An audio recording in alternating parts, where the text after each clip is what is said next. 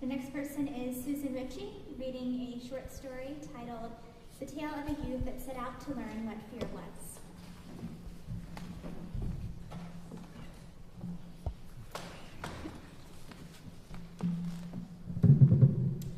While, as Katie says, this is a short story, it's also more specifically a fairy tale.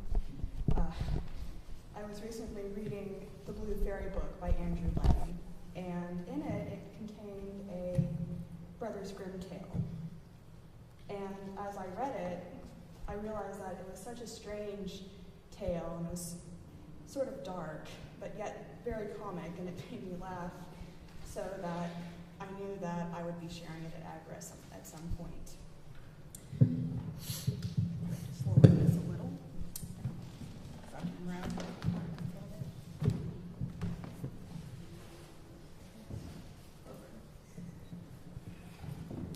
Yes.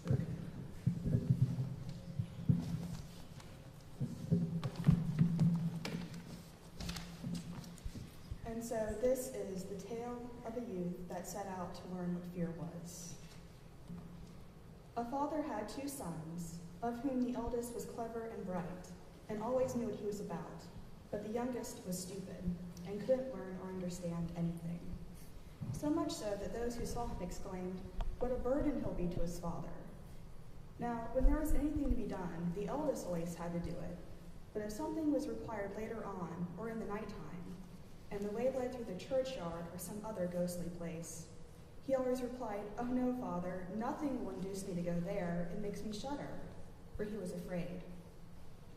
Or when they sat of an evening around the fire telling stories which made one's flesh creep, the listener sometimes said, "Oh, it makes one shudder."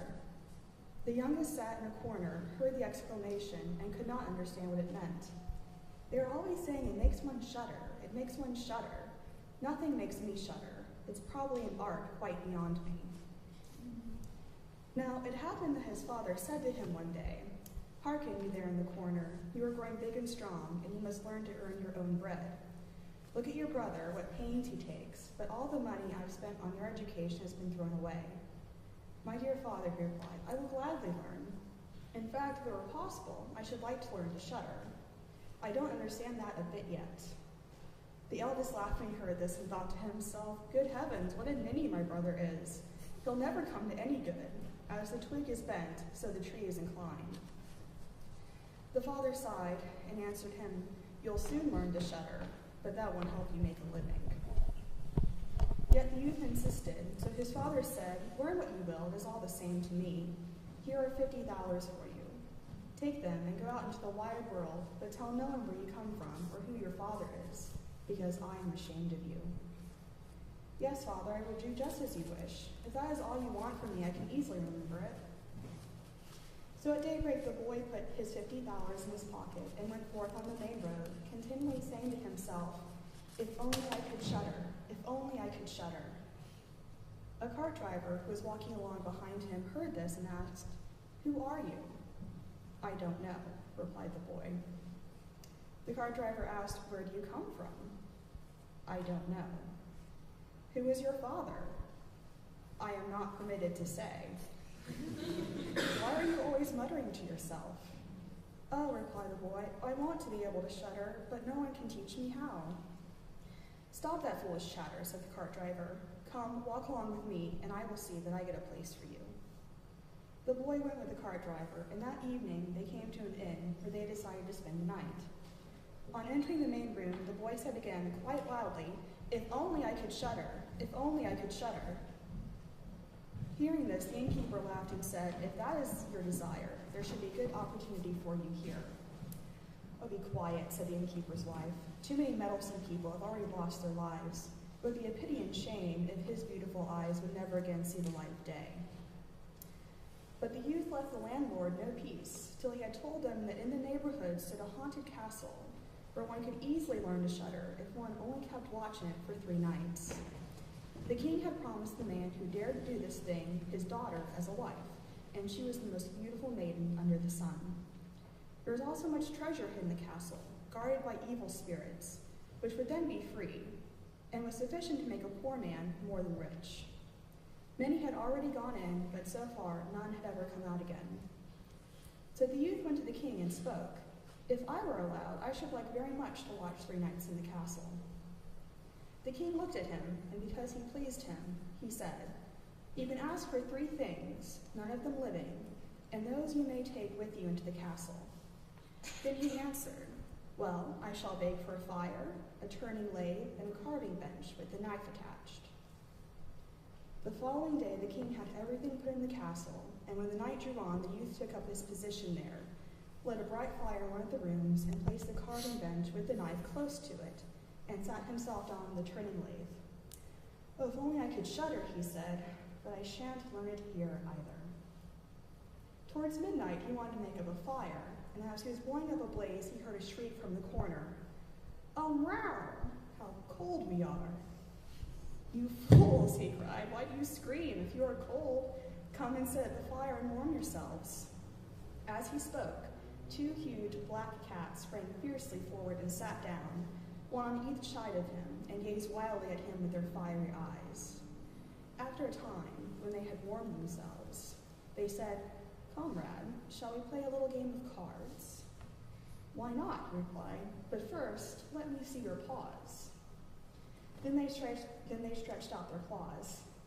"Ah," said he, "what long nails you've got! But first I must cut them off." Thereupon he seized them by the scruff of their necks, lifted them on the carving bench, and screwed down their paws firmly. "After watching you merrily," he said, "I no longer feel any desire to play cards with you." And with these words he struck them dead and threw them out into the water. But when he had thus sent 2 of them to their final rest, and was again about to sit down at the fire, out of every nook and corner came forth black cats and black dogs, with fiery chains in such swarms that he couldn't possibly get away from them. Then they yelled in the most ghastly manner, jumped upon his fire, scattered it all, and he tried to put it out. He looked on quietly for a time, but when it got beyond a joke, he seized his carving knife and called out, "Be off, you rabble-rout," and let fly at them. Some of them flew away, and the others he struck dead and threw them into the pond below. When he returned, he blew the sparks out of the fire once more and warmed himself. And as he sat thus, his eyes refused to keep open any longer, and a desire for sleep stole over him. Then he looked down around him and beheld in the corner a large bed. "The very thing," he said, and laid himself down upon it. But when he managed to close his eyes, the bed began to move by itself, and ran all around the castle. "Capital," he said, "if only a little quicker." Then the bed sped on as if drawn by 6 horses, over thresholds and stairs, up this way and down that. All of a sudden, crashed, with a bound it turned over, upside down, and lay like a mountain on top of him. But he tossed the blankets and pillows into the air, emerged from underneath, and said, "Now anyone who has the fancy may go for a drive," lay down at his fire, and slept until daylight. In the morning the king came, and when he beheld him lying on the ground, he imagined the ghost had been too much for him, and that he was dead.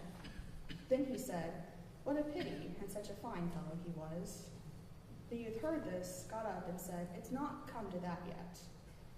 Then the king was astonished, but very glad, and asked how it had fared with him. "First rate," he answered, "and now I've survived 1 night, I shall get through the other 2 as well."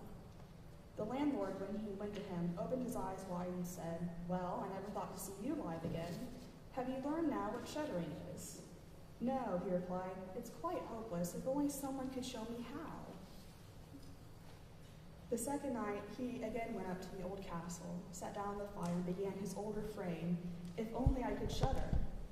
As midnight approached, a noise and din broke out, at first gentle, but gradually increasing. Then all was quiet for a minute, and at length, with a loud scream, half of a man dropped down from the chimney and fell before him. "Hi up there," shouted he, "there's another half wanted down here, that's not enough." And then the din commenced once more, and there was a shrieking and yelling, and then the other half fell down. "Wait a bit," he said, "I'll stir up the fire for you." When he had done this, he looked around, and the 2 pieces had united, and a horrible-looking man sat on his seat. "Come," said the youth, "I didn't bargain for that, the seat is mine." The man tried to shove him away, but the youth wouldn't allow it for a moment, and pushing him off by force, sat down in his place again. Then more men dropped down, one after the other, who, fetching 9 skeleton legs and 2 skulls, put them up and played 9 pins with them. The youth thought that he would like to play too, and said, "Look here, do you mind me joining the game?" "No, not if you have money." "I have money enough," he replied, "but your bowling balls aren't round enough." Then he took the skulls, placed them on his lathe, and turned them till they were round. "Now they'll roll along better," said he, "and now the fun begins." He played with them and lost some of his money, but when 12 struck, everything vanished before his eyes. He lay down and slept peacefully. The next morning the king came, anxious for news. "How have you got on this time?" he asked. "I played 9 pins," the youth answered, "and lost a few pence." "Didn't you shudder then?" "No such luck," said he. "I made myself merry.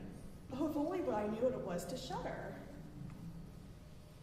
On the 3rd night, he sat down again on his bench and said in the most despondent way, "If I could only shudder." When it got late, 6 big men came down carrying a coffin. Then he cried, "That's most likely my little cousin who died only a few days ago." Then beckoning with his finger, he called out, "Come." They placed the coffin on the ground, and he approached and took off the cover. In it lay a dead man. He felt his face and was cold as ice. "Wait," he said, "I'll heat you up a bit," and went to the fire, warmed his hand, and laid it on the man's face, but the dead remained cold. Then he lifted him out again, sat him at the fire, laid him on his knee, and rubbed his arm so that the blood should circulate again. When that too had no effect, it occurred to him that if 2 people lay together in bed, they warmed each other. So he put them into the bed, covered him up, and lay down beside him, and after a time the corpse became warm and began to move. Then the youth said, "Now, what would have happened to you if I hadn't warned you?" But the dead man rose up and cried out, "Now I will strangle you." "What?" said he. "Is this all the thanks I get? You should be put straight back in your coffin." Lifted him up, threw him in, and closed the lid. Then the 6 men came and carried him out again. "I simply can't shudder," he said, "and it's clear I shan't learn it in a lifetime." Then a man entered, of more than ordinary size, with a very fearful appearance. But he was old and had a white beard. "Oh, you miserable creature, now you will soon know what it is to shudder," he cried, "for you must die." "Not so quickly," answered the youth. "If I am to die, you must catch me first." "I shall soon lay hold of you," spoke the monster. "Gently, gently, don't boast too much, as I am strong as you, and stronger too." "We'll soon see," said the old man. "If you are stronger than I, then I'll let you off. Have a try." Then he led him through some dark passages to a forge, and grasping an axe, drove down one of the anvils with a blow into the earth. "I can do better than that," cried the youth, and went to the other anvil. The old man drew near to him in order to watch closely, and his white beard hung right down. The youth seized the axe, cleft the anvil open, jammed in the old man's beard. "Now I have you," said the youth. "Now it is your turn to die." Then he seized an iron rod and belabored the old man till he, whimpering, begged him to leave off, and would give him great riches. The youth let the axe down and let him go. The old man led him back to the castle and showed him in a cellar 3 chests of gold. "One of these," he said, "belongs to the poor, one to the king, and the other is yours." At that moment 12 struck, and the spirit vanished, leaving the youth alone in the dark. "I'll surely be able to find a way out," said he, and groping about he at length found his way back to a room and fell asleep at his fire. The next morning the king came and said, "Well, surely you've learned how to shudder." "No," he answered. "What can it be? My dead cousin was here. An old bearded man came who showed me heaps of money down there, but what shuddering is, no one has told me." Then the king spoke, "You have freed the castle from its curse, and you shall marry my daughter." "That's all charming," he said, "but I still don't know what it is to shudder." Then the gold was brought up, and the wedding was celebrated, but the young king, though he loved his wife dearly, and though he was very happy, still kept on saying, "If only I could shudder, if only I could shudder." And at last he reduced her to despair. Then her maid said, "I'll help you, we'll make him shudder." So she went out to the stream that flowed through the garden and had a pail full of little fish brought to her. At night, when the young king was asleep, his wife had to pull the clothes off him and pour the pail of little fish over him so that they swam all around him.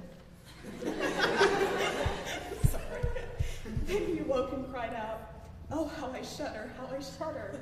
Yes, now I know what shuddering is.